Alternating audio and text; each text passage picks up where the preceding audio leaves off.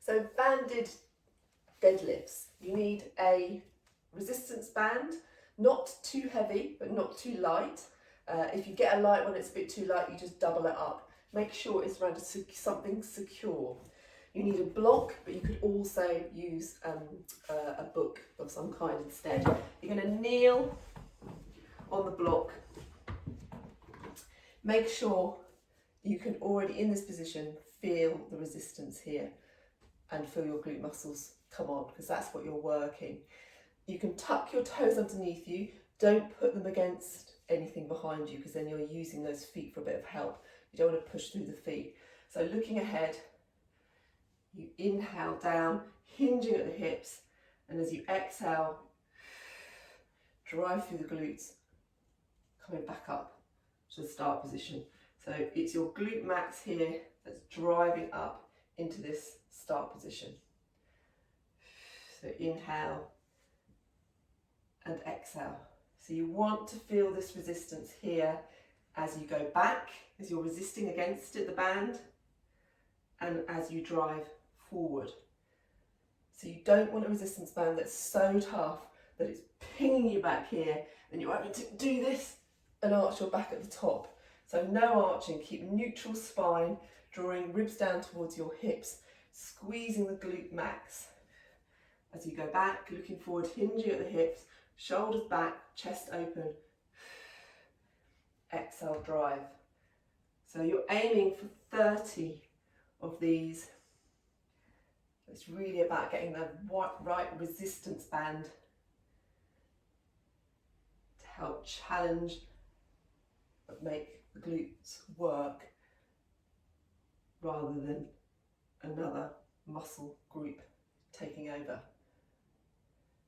So really simple banded hip deadlifts. So banded hip drags are a fantastic way of mobilising the glute max. So all you do is secure a resistance band around something very secure, like a bed, anything that's not going to move.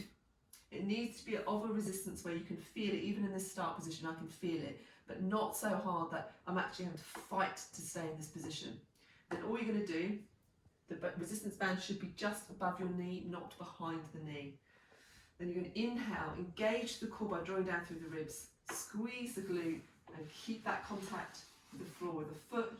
So you take it out, resist against the band as you bring it back in. So the band stays at a resistance point all the way through the movement, but it shouldn't be so hard that you're having to lean forward in order to get that movement in.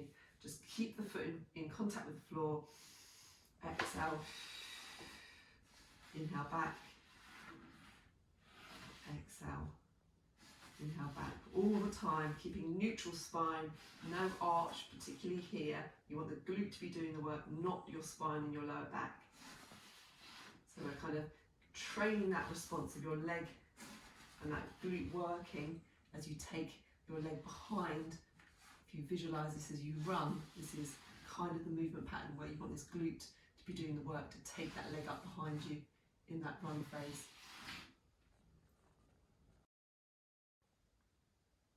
So these banded hip drive-throughs are fantastic for glute and also mobility through the hips. You need a resistance band. You're going to put it round the top of your thigh, near your hip.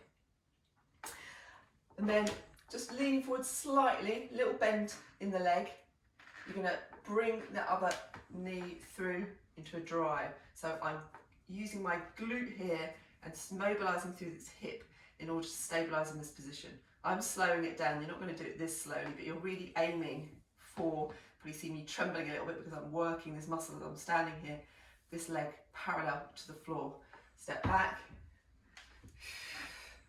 and you're driving. This is the speed that you want to do it, but you want to be able to have that resistance enough that you've got to drive and engage with this glute max, but not so much that you actually can't do that drive through at all. Again, securely fastened around something that's not going to move or fall over.